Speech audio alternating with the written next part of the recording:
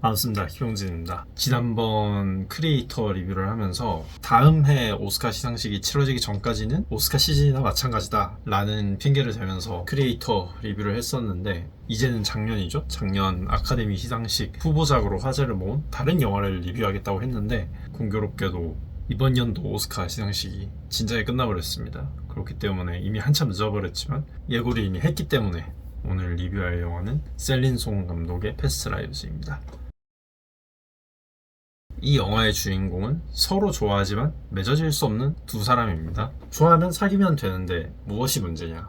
가장 큰 문제는 남자는 한국에 있고 여자는 미국에 있기 때문입니다.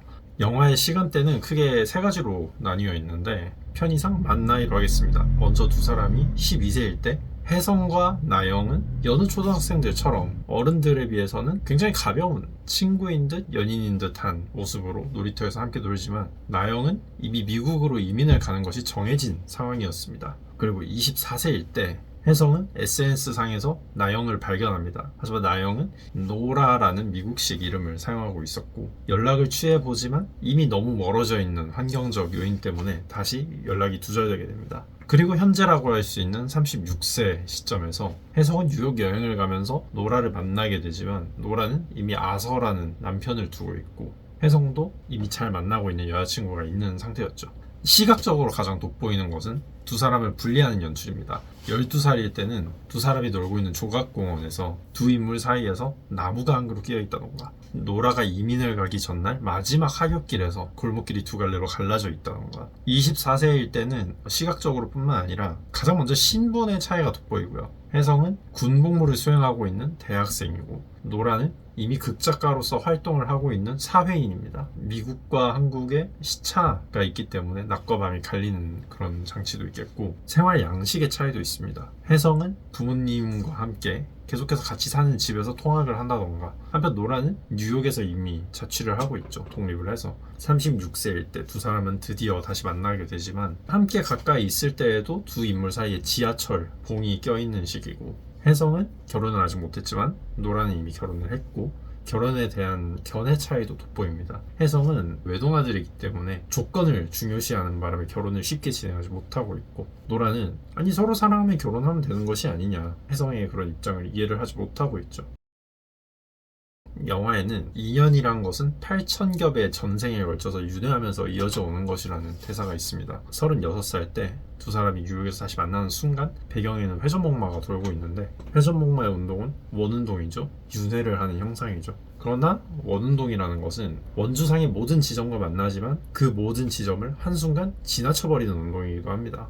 다시 말해서 한 쌍의 인연이 8,000겹의 모든 생에서 이어지지는 않는다. 따라서 이번 생에서도 두 사람이 반드시 이어진다고는 할 수 없다. 왜냐하면 노라는 이미 24살 때 혜성에게 이별을 한번 고했죠. 그 이유는 혜성과의 관계보다 더 중요한 자신의 직업적 소명과 꿈을 위해서였습니다. 두 사람이 마지막으로 통화할 때 내용을 보면, 노라는 지금 일을 해야 되는데 서울에 가는 비행기표나 찾고 있는 그런 자신의 모습이 싫다. 어떠한 인연도 후천적인 환경 그리고 물리적인 거리를 무시할 수는 없다는 겁니다. 이미 12년이 지났고 또 24년이 지나게 될 것이고, 넓디 넓은 태평양을 사이에 두고 떨어져 있다는 그런 거리도 있고, 그리고 그 일의 일환으로 들어간 예술가 레지던시에서 지금의 남편이 아서를 만나서 결혼하기에 이르는 겁니다.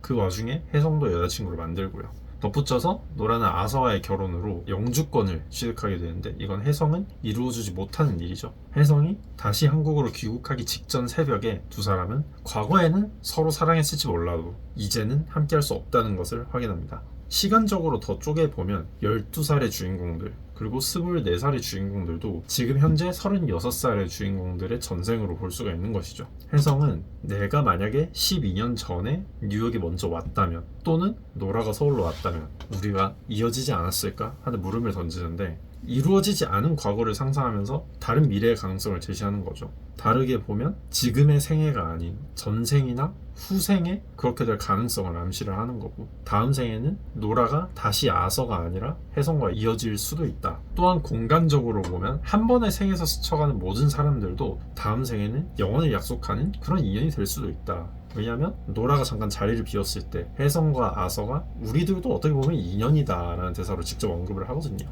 여기서 다시 영화의 첫 장면을 생각해보면 세 명을 지켜보는 제3자의 시점에서 이 세 명이 과연 어떤 관계일까 추측을 하는 장면이었죠.